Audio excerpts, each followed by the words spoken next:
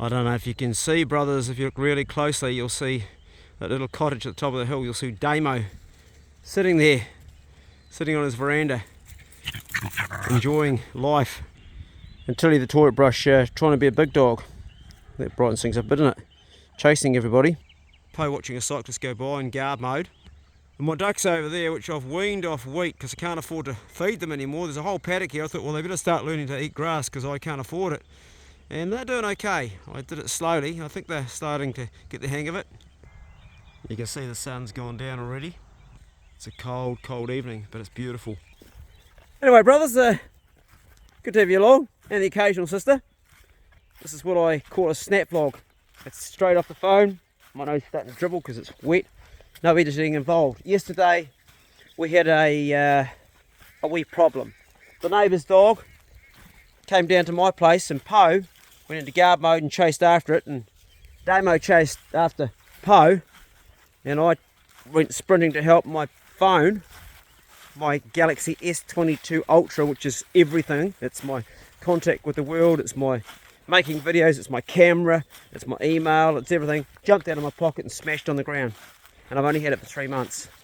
I think I paid $2,200 for that, and it's the one that had over 500 storage in it, so bugger. There's a hedgehog over there somewhere. We don't want them touching hedgehogs. Anyway, it was Friday night, 5 o'clock.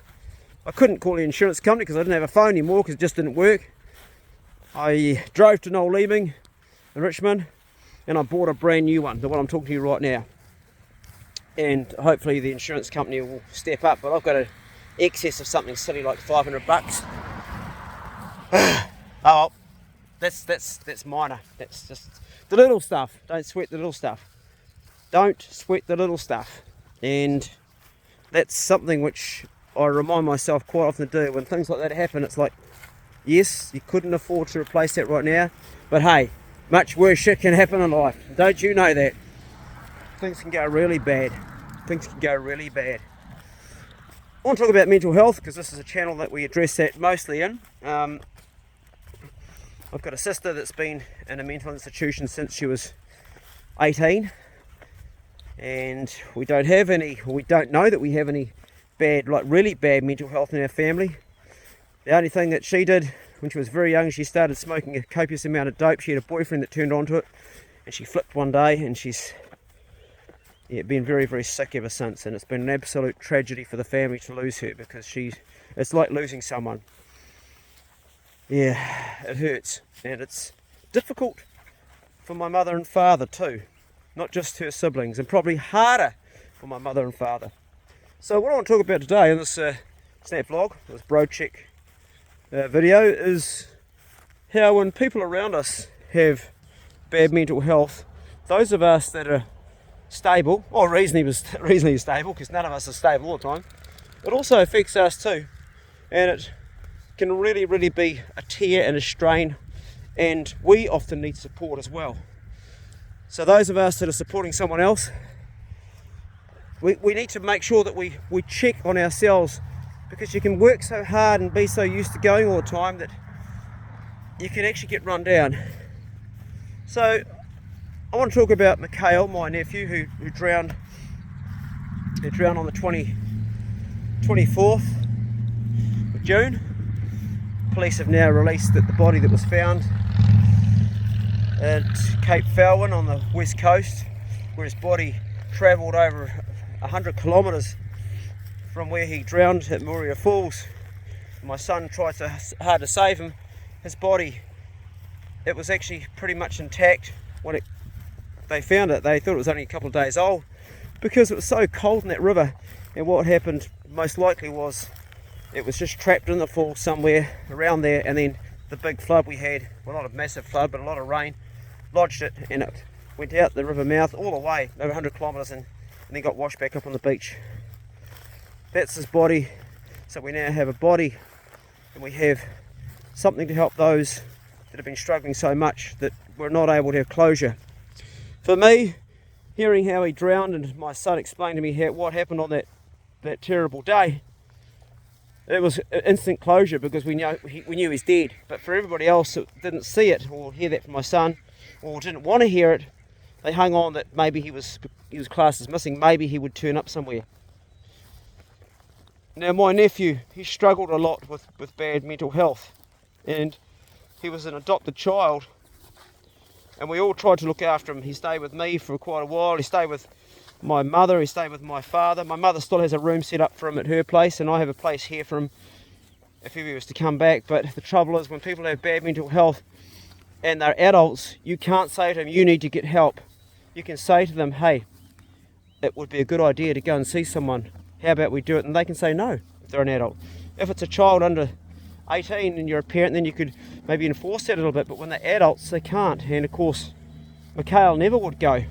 He would never go and get help, and it became a real strain on the family because we knew he needed help. He's a brilliant young man, a beautiful young man, a clever young man, a talented young man, absolutely through the roof talented. But he had these demons, and nobody knows but him what was going on inside his mind, and it affected everybody else around. And to my thinking, sooner or later an accident was always going to happen to him, because a lot of his cognitive thinking was also impaired by what was going on in his mind. And this affected us all. We loved him. It affected us, and we loved him because we could see him hurting. We tried to help him, but we couldn't. And if you've got somebody in your life who's got bad mental health, make sure, take it from me, make sure that you take times to step down and look after you, because it's very easy to get overwhelmed. I had a lot of times I got overwhelmed. My parents got overwhelmed. My mother got really overwhelmed. Hard on the parents, really always hard on the parents. And for you parents watching this right now that have a child that's going through a really tough patch mentally, or has a mental condition, man, my heart goes out to you. It really does go out to you. If you've got a child that has drug problems, if you've got a child that has alcohol problems, if you've got a child that's got just deep-rooted problems, my heart goes out to you, because you're dealing with a monster. Not your child, the disease I'm talking about. Because all of those things, they become like monsters, and they're just, it's so hard when you've raised a child your whole life, and then you start to lose that touch, and they even pull away from you at the time when you know they need you the most and you can't do anything. And for us, watching Mikhail slip away, my son was great at reaching out to him. He did a great job, and he tried to help him as much as he could. He took him kayaking, he did stuff with him, but what he really needed to do is get professional help. So brothers, today's Bro Check video is if you are in that situation like we found ourselves in, and we find ourselves in quite often with those around that we love, because none of us are immune to not having periods of our life where we have bad mental health, just like we have bad physical health. I've got bad physical health right now. That's a work in progress, which is getting better. But I don't draw any difference. Being sick is being sick, and we all get sick, and we're all the nature. One day we're going to get sick and we're going to die. That's what happens. The dying's easy. Dying's a piece of cake. You're dead, you're dead. It's the living that's the hard bit sometimes. And when people are constantly having to fight something and you're trying to look after them, it can weigh heavy on you. So make sure that you look after yourself if that's the case. Send a bit of love to you. Hey, Pace, get him, Pace. I was going to say get him, Pace, come in here. You can go to come in, Pace. Po, get him, Po, come. Good dog. They're not allowed to go through that gate until I say, good dog, get him behind, Po, good girl, get him behind. They're not allowed to do that until they get the say, so get him behind. Tilly the toilet brush doesn't know. Right, we'll try that again, get him behind. I'll have your guts for shark bait. Is Bixie in his box, mate? Thanks, day, mate. Go steady, guys. We'll see you next video. See you later. Get him behind, Pace. He needs his ears cleaned out, that dog. Good girl, Po. He's being a little wanker lately, eh, Pace? I reckon he needs to be hunted, mate. What do you reckon, eh? He's got attitude, eh? He has. He's like pushing it. I saw that there and I thought, what the hell's that? And then I realised. Damo's here. Yeah, with a few matches in it. For kindling. Yeah, to burn. Come on, Teddy. Let's go, mate.